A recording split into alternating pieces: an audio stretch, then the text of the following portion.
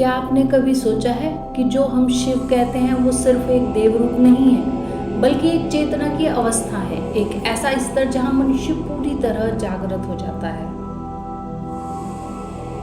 नासदीय सूक्त में कहा गया है कि ब्रह्मांड की उत्पत्ति ओम ध्वनि प्रणव से हुई है, जिसे नाद भी कहा गया है, यानी कि कॉस्मिक वाइब्रेशन, एक मूल ध्वनि जिससे पूरी सृष्टि, पूरे ब्रह्मांड, ये जो पूरे गैलेक्सी हैं, इनका विस्तार हुआ है। और उसी चेतना के दो पहलू, दो भाग हुए, शिव और शक्ति। शिव को हम कहते हैं परम चेतना, शुद्ध अवेयरनेस, सुप्रीम रियलिटी, और शक्ति वह ऊर्जा है जो उस चेतना को व्यक्त करती है, उस चेतना को चलाती है, उस चेतना के अंदर इच्छा को व्यक्त करती है। जैसे सूर्य और उसकी रोशनी अलग नहीं है, जैसे जल और उसकी शीतलता अलग नहीं है, ऐसे शिव से शक्ति अलग नहीं है, दोनों एक ही हैं।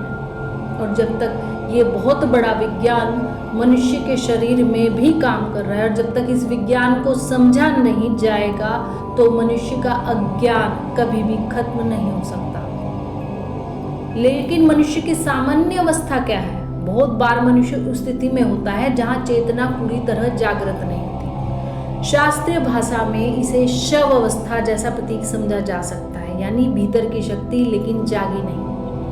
ये वो अवस्था है जहां आपके अंदर विराजमान शिव से शक्ति का मिलाप नहीं हुआ है, यानी कि ये पूरा का पूरा जो कॉस्मिक, जो ब्रह्मांड का परम शिव का जो पूरा कॉन्सेप्ट है वो आपके शरीर में भी विराजमान है। और जब तक आपके शरीर में विराजमान जो आपके चक्र होते हैं, उनमें जो चक्र होते हैं, इनमें जो विराजमान ये जो मूल एनर्जी है, जो कॉस्मिक एनर्जी है, शक्ति है, जिसे परंबा कहते हैं, वो विराजमान होती है, सुषुप्त अवस्था में सोई रहती है। और वो विराजमान है जब तक वो अपने अंदर बैठी सुप्रीम रियलिटी शिव से जब तक उसका एकत्व ना हो, तब तक आपका कॉन्शियसनेस जीवित नहीं होता और आप एक शव की अवस्था में माने जाते हैं। तभी कहा भी गया है, आपने सुना भी होगा कि शक्ति के बिना शिव भी शव है, यानी कि वो शिव अपने आप में शून्य है, उन्हें किसी चीज़ की ज़रूरत नहीं है। वो जो इच्छा, जो एक प्रतिक्रिया होती है, वो शक्ति ही उनके अंदर जगाती है, वो उल्लास। तो इसलिए ये बहुत बड़ा विज्ञान है। लेकिन यह स्थिति स्थायी नहीं होती। जब मनुष्य साधना करता है, आत्ममंथन करता है, अपने को मथता है, तो भीतर की ओर देखना शुरू करता है, वो अपने आप को जानना शुरू करता है, तो उसकी ऊर्जा जो ये होती है, परंबा की जो ऊर्जा होती है, जो आदि शक्ति की, वो धीरे धीरे चक्रों के द्वारा ऊपर उठने लगती है। और जैसे जैसे वो ऊपर उठने लगती है तो उसकी चेतना, उसकी एनर्जी विकसित होने लगती है, यानी कि वो जितना शिवत्व के पास जाएगी, जितना वो अपने शिव के पास जाएगी, उतना उतना उसका विज़न, उसका देखने का नज़रिया, उसकी चेतना विकसित होती चली जाएगी, वो पॉजिटिव होता चला जाएगा, वो किसी ट्रैप में नहीं फंसेगा संसार के, यानी कि वो उसका इंटेलेक्चुअल जो लेवल है वो हाईएस्ट होता चला जाएगा। और जब भीतर की शक्ति और चेतना एक हो जाती है तो मनुष्य की दृष्टि बदल जाती है, मनुष्य का भाग्य बदल जाता है, उसका पूरा व्यवहार बदल जाता है, उसकी पूरा का पूरा दुनिया बदल जाती है। वह दुनिया को सिर्फ बाहर से नहीं देखता, वो भीतर से अनुभव कर लेता है। उसी कहीं लोग आत्मजागरण भी कहते हैं। अगर सरल भाषा में समझे तो मनुष्य का शरीर एक अत्यंत उन्नत प्रणाली है, ये एक बहुत दिव्य मशीन है।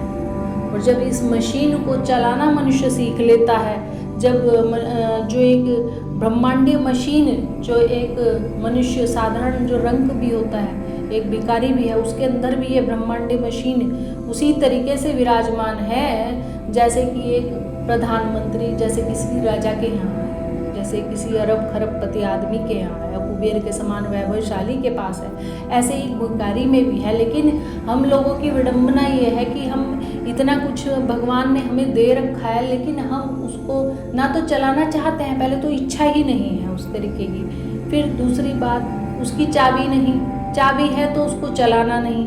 तो जब तक आप उस मशीन को खोलेंगे नहीं, चलाएंगे नहीं, तो वो बेकार ही है, वो आपके इस जीवन के साथ ये सिस्टम ऐसे ही चला जाएगा। लेकिन समस्या ये नहीं कि मशीन कमज़ोर है, समस्या यही है उसका उपयोग करना नहीं था। और जब तक भीतर की चेतना जागृत नहीं होगी तब तक कि यह प्रणाली पूरी तरह सक्रिय नहीं होती। आपका ये जागरण शुरू ही नहीं होता, आपकी यात्रा ही नहीं अंदर की शुरू हो पाती और आप अपनी दुनिया बस ये लौकिक रूप से अपने को हार्ड मास का बना हुआ देह मात्र समझ के चले जाते हैं और अपने जो भी आपका यहाँ का पूरा लेखा चुका होता है इसे भुगत कर बस इन्हीं ट्रैप्स में फंसते रोते हंसते आप चले जाते हैं। तो मनुष्य की सोच बदल जाती है ना, तो ये वही स्थिति है जिसे भाग्य बदलना भी कहा जाता है। वो तभी बदलेगा जब आप कॉन्शियसनेस की उस हाईएस्ट जो आपकी लिमिट्स हैं उसको क्रॉस कर लेंगे। और यही सबसे बड़ा विज्ञान है, बहुत बड़ा साइंस है, क्योंकि हम पहले से ही पूर्ण हैं, हमें बस अनुभव करना है। हमें प्रत्यभिज्ञा, काश्मीर शैव दर्शन में जिसे कहा गया प्रत्यभिज्ञा, यानी कि आपको खुद को जानना है।